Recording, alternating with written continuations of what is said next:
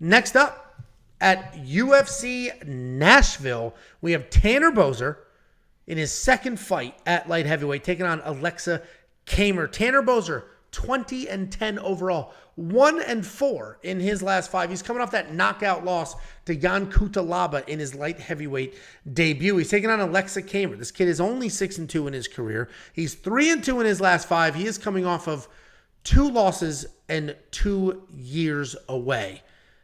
Tanner Boser, as I mentioned, stepping in his second fight at light heavyweight. And while his debut was a huge dud, he's still a talented guy. He's a pretty athletic guy.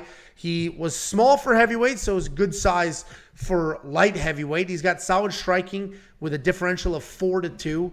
He's got 61% takedown defense. He does have 0 recorded takedowns in the UFC, but he's got good hands with very big power. He's taking on Aleksa Camur. You haven't seen this guy in a couple of years, but he was here. I promise you, he was here. He had that fight with Nick Negumereanu 2 years ago where he landed way more strikes, almost had a handful of takedowns, probably should have gotten the nod, but Nick Negumereanu was grabbing that fence and sort of preventing that from happening. But this kid is an aggressive technical striker. He's coming back after 2 years away, as I mentioned.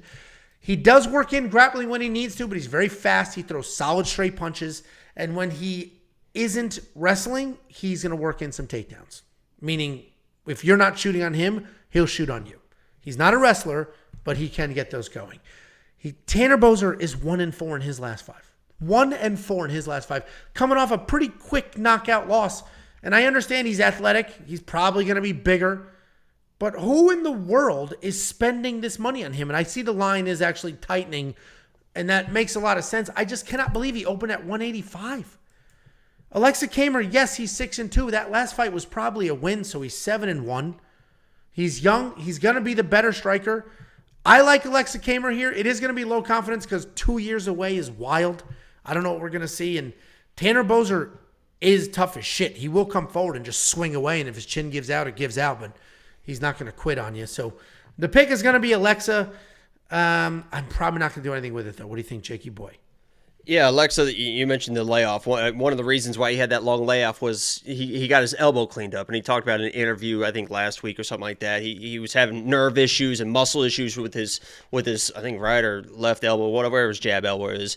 And it was really affecting him while he's fighting. He was fighting with that pain, so he finally got it cleaned up. And now that he's back, he's talked about how he just feels so rejuvenated, especially with that jab, because he is a boxer. I mean, he's like a Golden Glove champion boxer, great boxer. I think one of the biggest things that we need to mention here, too, is that he is one of Stipe's main training partners. He is at that gym in Cleveland. And I have to imagine, and I mentioned that, I think, in my video today, that camp is ramping up, getting ready for John Jones. I imagine the intensity in that camp, in that gym, is at an all-time high right now, and he's getting ready to come in here and fight a guy, as you mentioned, it came down to 205, was really a lot of people's pick because he came in like the Derek Lewis thing, looked great on the scale, he's got the six-pack, oh my God, against Jan Kutalaba, who was losing to everyone at that point. He's going to destroy Kutalaba, just touch him a few times, he can knock him out, and he came in, was getting hit a couple times, looked like he didn't like getting hit. Kutalaba it wasn't a wild overhand right, it wasn't a wild shot, just a clean right hand down the pipe, hurt him, put him to the ground, and finished him. And that was a bad look because I believe that Tanner Boser is kind of a wish version of Nicolau. I mean, he kind of fights the same as Nicolau. He's known as that tough, gritty guy that's moving forward with volume. The difference is Nicolau can mix in a takedown or two. He tried to take down Aleksa, couldn't do it. And you saw the improvements. That's what I want to highlight with Aleksa is you see the improvements, right? Coming into that the Nicolau fight, he had just gotten steamrolled by William Knight. And I don't want to say steamrolled in the fact that he was kind of quit and he got finished, but he was taken down over and over again. He still got back to his feet a number of times against a very strong, powerful guy, and he made those adjustments, right? Nicolau tried to get him against the cage, was trying to work him and grind him, and he couldn't get him to the ground. Aleksa is definitely going to be the better boxer in this matchup. So if Aleksa was able to withstand the pace, the pressure, the durability of Nicolau in that striking, and if you watch the shots that he was landing on Nicolau, I just don't see any world where Tanner can bring that same pace, intensity, and durability. And even when Nicolau did that, I believe Aleksa won that fight anyway. So I think Tanner's going to get put away early, and it's going to be an easy peasy win for Aleksa. Very high on him in this week. Yeah, we're on the same side. You're a little more confident than I am, obviously. And people were trashing So my quick picks comes out on Sundays, so it's a little before this, obviously. And people were in my comments, I can't believe you picked Aleksa. He lost to William Knight, LOL. The people's like short-term memories are wild. Like, yes, William Knight looked like absolute shit in his last fight. I get it. But that dude is jacked. He's fast. He's a good wrestler. And when he was taking people's heads off their bodies, I didn't hear people saying how much he sucked then. So it's just and those it's very were all easy. just, I mean, that was just, he literally was just out muscling a kid. I mean, Aleksa was 23, 24 years old at that point. William Knight was literally just grabbing him and just dragging him to the ground, basically. I mean, it's just going to happen sometimes, and he cleaned it up. And I'm glad you mentioned it, too, because Aleksa can wrestle. He can get a takedown or two. Yeah. Oh, yeah, he'll shoot. Which is a very, I mean, that path to victory against Tanner, I mean, mixing a takedown every round, you win the fight. The only reason he didn't get a takedown against Nick is because Nick was literally grabbing the cage. Like, just blatantly, like, whoop. Well, he was grabbing on the offensive side. He was holding Aleksa against the cage, grabbing it, yeah. Because, what's his name? Warned him like 6 times and then stopped the fight with 30 seconds to go because he kept doing it and still didn't take a point. Yeah. Just said, don't do it again. It's like, what do you...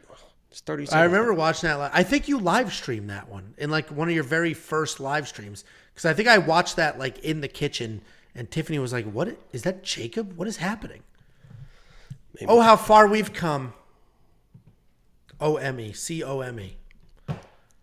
$8,700 in DraftKings? I don't think so. $7,500 in DraftKings? I don't think so. I already have 2 big 7,000 guys I'm going to spend the money on. Are you going to put Aleksa? Well, you think he's going to get an early finish, so yeah. It's extremely, and the bet that I think is really, really good on Aleksa here is inside the distance decisional action. I don't see any world where Tanner comes in. I mean, he was eating shots. I mean, he doesn't quit on himself. He's a tough kid. You know, those Cleveland guys are built a little bit different. You know how tough Stipe is as well. So, what are the odds on that? Do you know? It was minus 105 when I got it. I don't know what it is now. I may copy that. That is a solid. I agree with you because he's not a quitter, and even if he gets, let's say, he just gets bullied again. If William Knight didn't put him out, still minus 105. All right, maybe I'll hit that when this stream is over, guys. If you want to see if I hit it, well, Jacob already told you he did. If you want to see if we hit it, WeWantPicks.com. Click become a member. It is only $10 a month, and if I listed everything that's included for that $10, this would be a 4-hour stream. And somebody asked if there's training videos. If you go to his Instagram, there's videos of him hitting pads and stuff. Aleksa, if you wanna see it. They think you're mad at me because I gave it. He's not mad at me because I gave it the lock. He's not mad. I jumped down his throat a little too early in the stream, and there's just no recovering from that.